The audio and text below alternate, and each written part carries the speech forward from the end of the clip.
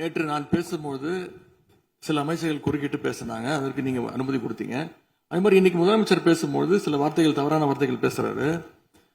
அவர் party fund அப்படின்னு சொல்லியிருக்கிறாரு.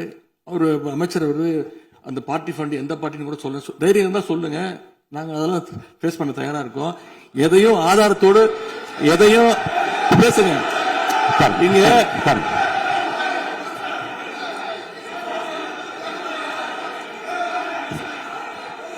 அது மாதிரி பேரவைத் தலைவர் அவர்களே, நேற்று நான் பேசி முடிஞ்சோடனே நீங்க அவை முடிஞ்சிருச்சுன்னு சொல்லிட்டீங்க. நாங்கெல்லாம் வீட்டுக்கு போயிட்டோம். வீட்டுக்கு போய் டிவி போட்டு பார்த்தா அங்க இன்னொரு அமைச்சர் இன்னும் பதில் சொல்லிட்டே இருந்திருக்கிறாரு. அதற்கெல்லாம் நாங்க இப்ப என்ன பதில் இது, என்ன மரபு இது? நீங்க இப்ப பேசிக்கிட்டே இருப்பீங்களா? நாங்க அதை பார்த்துக்கிட்டே இருக்கணுமா? அதே மாதிரி இன்னைக்கு முதலமைச்சர் அவர்கள் பேசும்போது நாங்களும் அமைதியா கேட்டுட்டு தான் இருந்தோம். ஆனா சில கருத்துக்கள் அவர் பேசும்போது அதை நாங்க அனுமதிக்க முடியாது. ஆதாரத்தோடு ஏதாவது பேசணும்னா, குற்றச்சாட்டுகள் சொல்லும் போது ஆதாரத்தோடு சொன்னீங்கன்னா அதை நாங்க ப்ரூவ் பண்றதுக்கு தயாராக இருக்கு. மாண்புமிகு உறுப்பினர் அவர்கள் இருங்க.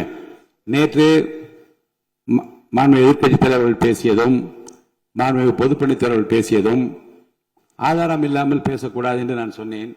ஆய்வு செய்து நீக்கப்பட வேண்டியது நீக்கும் என்று சொன்னேன். இப்போது மாண்புமிகு முதல்வர் அவர்கள் பேசி முடிக்கட்டும்.